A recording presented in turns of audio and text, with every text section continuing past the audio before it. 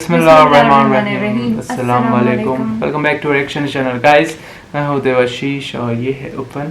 तो आज हम वीडियो लाए हैं अबू उबैदा इब्न जर्राह। तो इनकी वीडियो है और उनके बारे में बात कर रहे हैं अली इंजीनियर मोहम्मद अली मिर्ज़ा। तो चलिए वीडियो की तरफ चलते हैं और देखते हैं वीडियो में क्या है। तो फिर जंगे यरमूक का मौका जब आया, रोमन अंपायर के खिलाफ फैसला कुन जंग थी जो, तो ऐन मैदान जंग में हजरत बकर सिद्दीक फौत हो गए। हजरत उमर ने पहला डिसीजन ये किया कि खालिद बिन वलीद को आर्मी चीफ के ओहदे से माजूर। हाय हाय सर, बिल्कुल आप आखिरी ओवर चल रहे हो और आपका जो प्लेयर सेंचुरी पे सेंचुरी मारो, आप उसको कहें इसको वापस आ जाओ और एक नया प्लेयर भेज दें। जो क्रीज पे सेट था उसको आप वापस बुला लो। ये वो शख्स कर सकता है जिसका खुदा पे यकीन हो। तो और आपको पता है हजरत उमर के रिश्तेदार थे करीबी, उन्हीं के कबीले से थे हजरत खालिद इब्न वलीद। हजरत खालिद इब्न वलीद को पता था कि ये अगर उमर खलीफा बनेगा ना तो फिर मेरा मामला पहले होगा। और वही हुआ, अबू उबैदा इब्न जर्राह को बना के भेज दिया। लोगों में बड़ी चेमा गोइयां शुरू हुई कि लो जी, सबसे बड़ी आर्मी के खिलाफ जंग हो रही है, सबसे बड़ी सुपर पावर, और ऐन मैदान जंग में ये डिसीजन कर दिया है अगर मुसलमान हार गए फिर क्या होगा, ये वो अल्लाह ने फतह दे दी।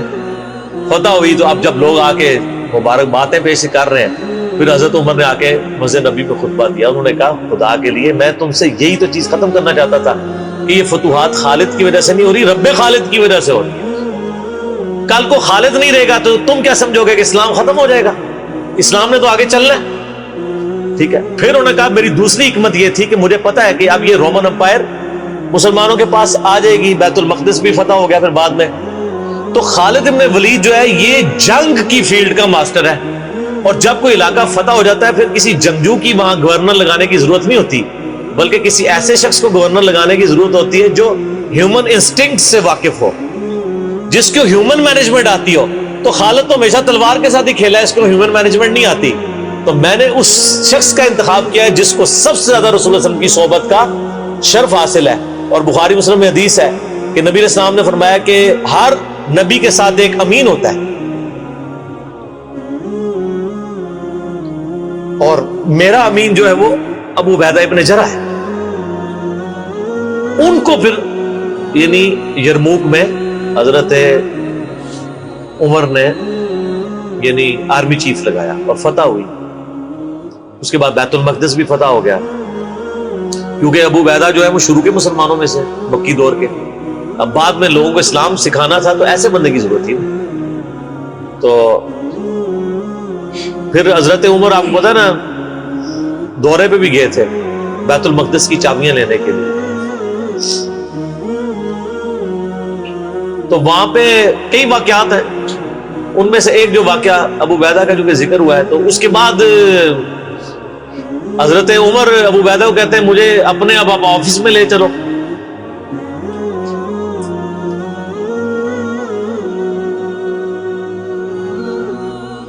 दुनिया की सबसे बड़ी सुपर पावर फतह की हो जिस बंदे ने, आप समझें कि एक बंदे ने अमेरिका फतह किया है, किसी जर्नल ने, वाशिंगटन डीसी में उसका ऑफिस तो होना चाहिए।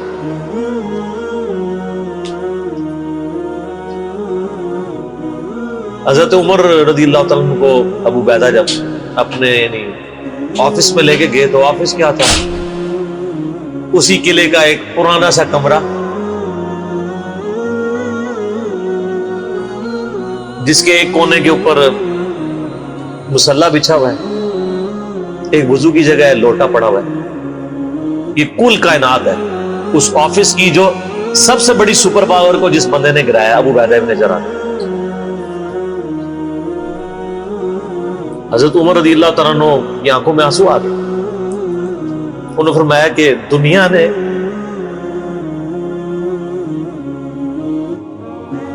हर बंदे के ऊपर अपना असर छोड़ा है सिवाय अबू उबैदा इब्न जर्राह के।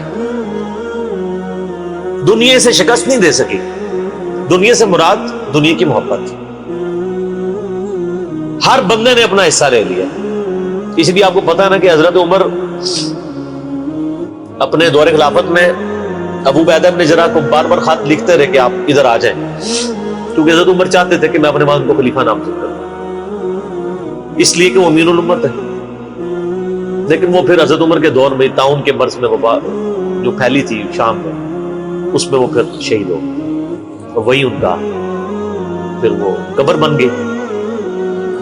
سر میرا سوال ہے کہ طاعون کا مرض آپ کو پتا ہے کہ کیا تھا؟ جسم پہ پورے پھوڑے نکلتے تھے کینسر، تو کیا حضرت ابو عبیدہ نے ذرا ناکام کیے دنیا سے؟ کہتا ہے جی کوئی بندہ مرا تھا، بڑا نورانی چہرہ تھا، یہ تھا وہ تھا، ہر بندے نے اپنے بنائے ہوئے۔ ایک بندہ پھوڑوں کی تکلیف سے مرا ہے، بخاری مسلم کی حدیث ہے، جو طاعون کے مرض میں مرا وہ شہید ہے، تو وہ مرے تو بستر مرگ پہ ہے لیکن شہید ہے۔ اور دوسری طرف خالد بن ولید آپ دیکھ لیں، سینکڑوں جنگوں میں حصہ لیا انہوں نے، کسی ایک جنگ میں شکست نہیں کھائی، حتیٰ کہ جو کافروں کی طرف سے بھی غزوہ احد لڑی ہے اس میں بھی ان کو شکست نہیں ہوئی۔ جسم پہ حضرت خالد بن ولید کہا کرتے تھے میرے جسم کا کوئی حصہ نہیں جس پہ برچھی یا نیزے یا تلوار کا نشان نہ ہو۔ ظاہر ہے اتنی جنگوں میں زخم لگ گئے، لیکن میں بھی آج ایک بوڑھے اونٹ کی طرح بستر مرگ پہ مر رہا ہوں۔ میں نے سینکڑوں جنگوں میں اپنی موت کو تلاش کیا لیکن موت نہیں آئی۔ اس کا مطلب ہے موت جو ہے وہ اس پہ ڈیپینڈنٹ نہیں ہے کہ آپ میدان جنگ میں گئے ہوئے۔ ان کو موت میدان جنگ میں اس لیے نہیں آنی تھی کہ وہ اللہ کی تلوار تھی، اللہ کی تلوار تو نہیں ٹوٹ سکتی تھی۔ تو ان کا آج میں بھی بوڑھے اونٹ کی طرح بستر مرگ پہ مر رہا ہوں۔ صرف میں تمہیں یہ بتانا چاہ رہا ہوں کہ موت کا میدان جنگ سے کوئی تعلق نہیں۔ ویسے تو مسلم شریف میں حدیث ہے جو شخص شہادت کی تمنا کے ساتھ اپنے بسترے پہ بھی مرا اللہ تعالیٰ اسے شہید ہونے کا ثواب دے دے۔ ہمیں نیت کرنی چاہیے۔ یہ حضرت خالد بن ولید کے شعر ہیں کہ میں بھی اگر موت میدان جنگ میں آتی تو مجھے آتی جس نے سینکڑوں مار کے لڑے ہیں، اور سر پیچھے بیٹھ کے نہیں آج کل کے جرنیلوں کی طرح، فرنٹ سے لیڈ کر۔ تو یہ ان کے اشعار آج بھی ان کا جو قبر یا مزار بنا ہے اس کے ساتھ ایڈجسٹنٹ مسجد کی دیوار کے اوپر یہ شعر لکھے ہوئے ہیں، آپ یوٹیوب پہ جا کے دیکھیں تو آپ کو مل جائے۔ فرنٹ سے لیڈ کر کے پوری زندگی لڑے۔ یہ ویڈیو محمد علی مرزا کافی مطلب ان کی مطلب وہ سوچتے سوچتے وہ جنگ میں پہنچ جاتے یا وہ ماحول میں پہنچ جاتے تو بہت ایموشنل ہو جاتے، اور وہ نارمل سی بات ہے، ان کو کافی لگاؤ ہے سب سے۔ تو خالد بن ان کی باتیں کر رہے تھے کہ اتنی ساری لڑائیاں لڑی ہے انہوں نے، تو ان کی جو موت ہے وہ کبھی لڑائی میں نہیں ہے۔ وہ بول رہے تھے موت کا جنگ سے کوئی واسطہ نہیں ہے، جب آنی ہوتی ہے تب آ جاتی ہے۔ وہ بتا رہے تھے نا کہ سوتے سوتے بھی آ جاتی ہے، ہاں جب لکھی ہوگی تب آئے گی۔ تو وہی بول رہے تھے کہ وہ لیڈ کرتے تھے ایک لیڈر کی طرح، فرنٹ پہ رہتے تھے، پھر بھی انہیں کوئی مار نہیں پایا، اتنی ساری جنگ ہوئی تو اتنے نشان تھے ان کے شریر پہ تلوار ہر ایک، ہاں تو پھر بھی وہ اسٹرانگ لیڈر کی طرح ہر ایک جنگ میں لیڈ کرتے تھے۔ تو بستر پہ ان کی موت آئی تھی تو پھر بھی وہ شہید ہی گنائے۔ اور ابن جراح ان کی بھی بات کی، وہ بھی ایک لیڈر تھے، وہ بھی فائٹ کرتے تھے۔ تو حضرت عمر ان کی مطلب جہاں پہ ان کی آفس دیکھنے گئے تھے تو ان کو کافی مطلب ان کو رونا ہی آ گیا کہ پرانی سی جگہ تھی اور کچھ خاص نہیں تھا، ایک سمپل سی جگہ تھی، تو مطلب ان کو غفلت کی دنیا پہ وہ نہیں تھا، ان کو بس اللہ کے جیسے بولا اللہ کے بندے ہیں، اللہ سے ہی ان کو پیار تھا۔ تو کافی مطلب ایموشنل ہو گئے۔ تو ایک ہی چیز میں نے بہت دیکھی ہے بہت سارے ویڈیوز میں کہ آپ کے آنکھ میں آنسو آ جاتا ہے، آپ یاد کرتے ہو یا کوئی چیز کرتے ہو، اور ایک نارمل بات ہے وہ چیز، سارے مسلمس اگر یاد کرتے ہیں تو ان کے آنکھوں میں ایک دم آنسو آ جاتے ہیں، اور وہ चीज़ को कनेक्ट किया गया कि आप अल्लाह के कितने करीब हो, आपको कुरान का जो कितना इल्म इंसान है। मन के साफ होता है वो हाँ। जो इंसान मन का साफ होता है वो जल्दी रो पड़ता है या जल्दी इमोशनल हो जाता है, हाँ, ऐसी तो ये बातें वीकनेस, इसको वीकनेस पे नहीं आता, इसको स्ट्रेंथ बोला जाता है। और बहुत सारे वीडियोस में हमने ये देखा है और इट इज़ वेरी, मतलब क्या बोलूँ मैं, अभी बहुत हम भी इमोशनल हो जाते हैं, पर हम नहीं, आंसू नहीं ला सकते हर वीडियो में।